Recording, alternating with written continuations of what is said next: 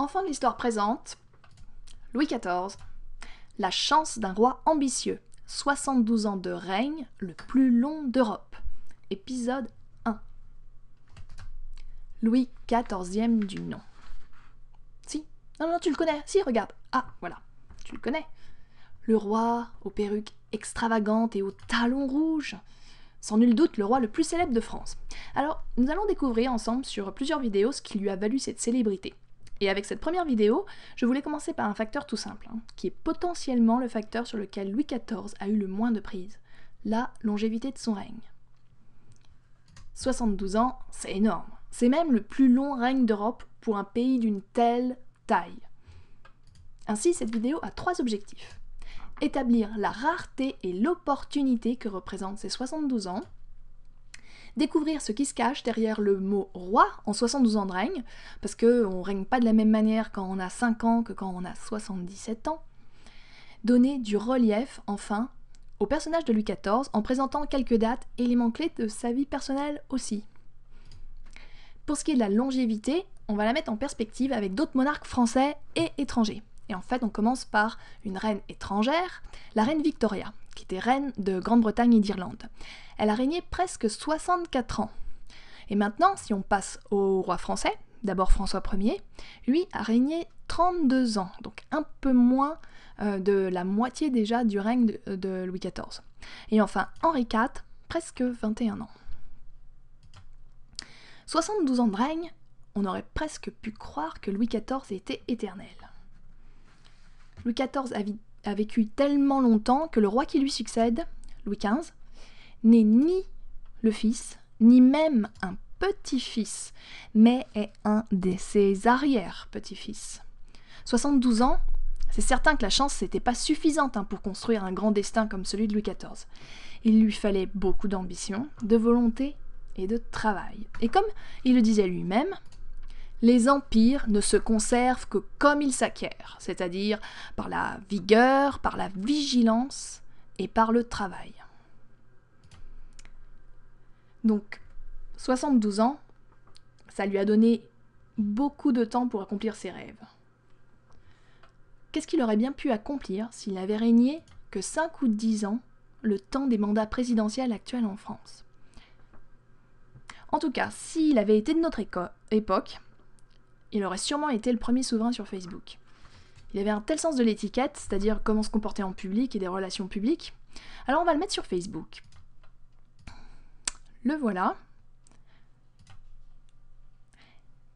Alors, en quelques mots, son identité, il s'agit de Louis Capet de Bourbon. Il signait Louis, tout simplement. Louis Capet, parce qu'il descend du roi Hugues Capet.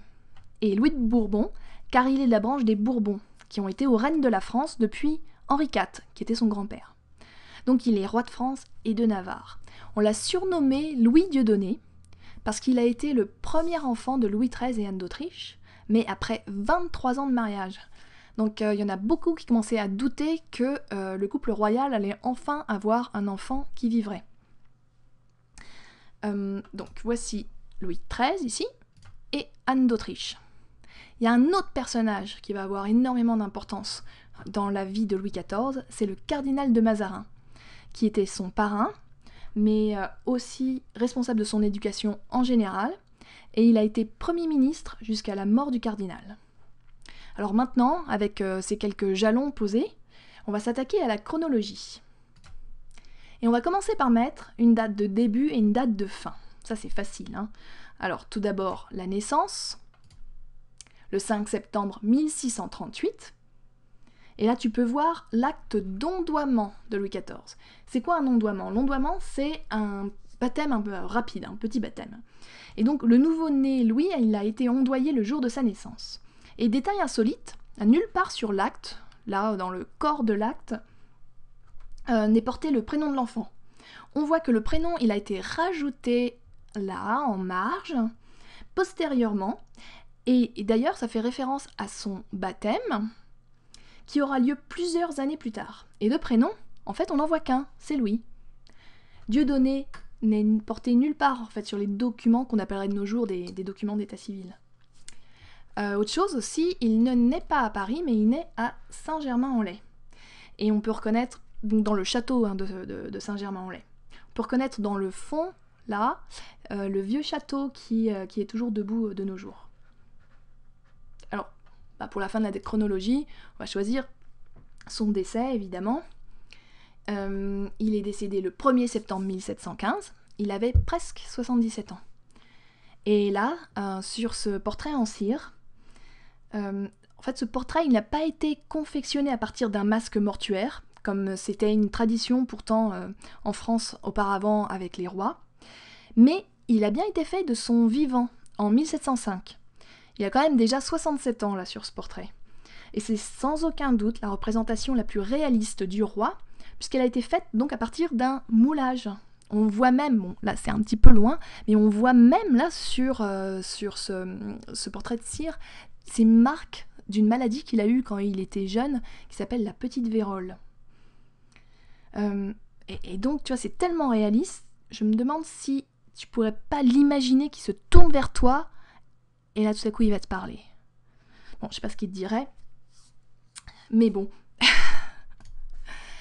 Voilà, donc c'est la fin du premier épisode. Il va y en avoir un deuxième pour clore la chronologie.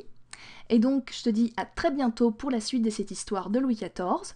Si tu t'abonnes à la chaîne YouTube des enfants d'histoire, ou encore si tu deviens fan sur Facebook, ou si tu suis les enfants de l'histoire sur Twitter, eh ben, tu seras automatiquement mis au courant de la sortie de la prochaine vidéo. Alors donc à très bientôt, et merci encore de ton attention.